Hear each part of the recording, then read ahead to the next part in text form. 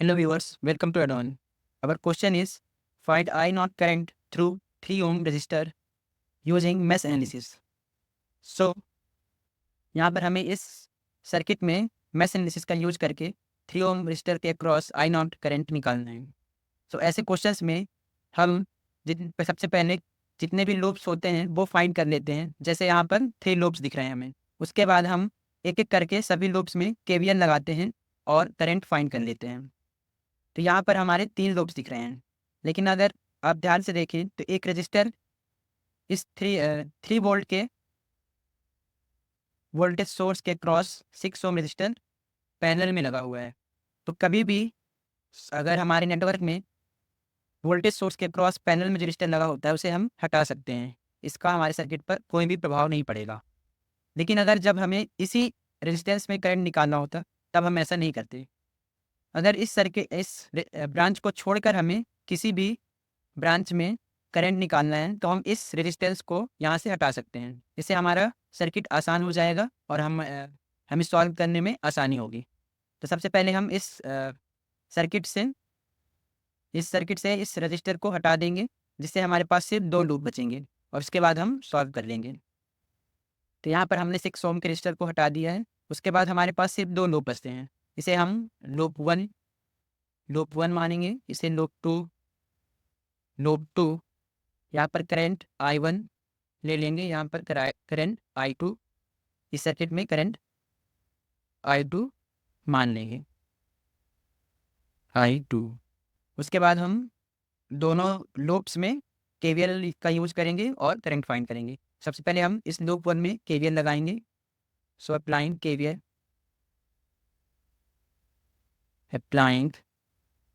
KVL इन लो first. सो यहाँ से battery से स्टार्ट करेंगे, माइनस से प्लस की ओर जाने पर प्लस लेते हैं, सो प्लस 3 वोल्ट। उसके बाद इस बैटरी में माइनस से प्लस की ओर जाने पर प्लस 1 वोल्ट। रजिस्टर में करंट की ओर डायरेक्शन में जाने में माइनस लेते हैं, सो यहाँ पर -2। और इस ब्रांच में करंट क्या है, यहाँ से I1 और अपोजिट से I2 आ रही है, सो I1 minus I2 current flow होगी, I1 माइनस I2। उसके बाद यहाँ पर 5 ओम का रजिस्टर है एक, यहाँ पर 5 ओम का रजिस्टर। सो करंट की डायरेक्शन में जा रहे हैं तो -5 ओम -5 I1 इज इक्वल्स टू 0। इसे सिंप्लीफाई करेंगे तो यहाँ पर आ जाएगा 2I2 -2I1 -5I1 plus 4 is equals to 0। इसके बाद इसे और सिंप्लीफाई करेंगे तो ये आ जाएगा 5 + 2 7I1 -2I2 is equals to 4। सो ये हमारी हो जाएगी इक्वेशन फर्स्ट। उसके बाद हम लूप 2 में हम केवीएल का यूज करेंगे। So applying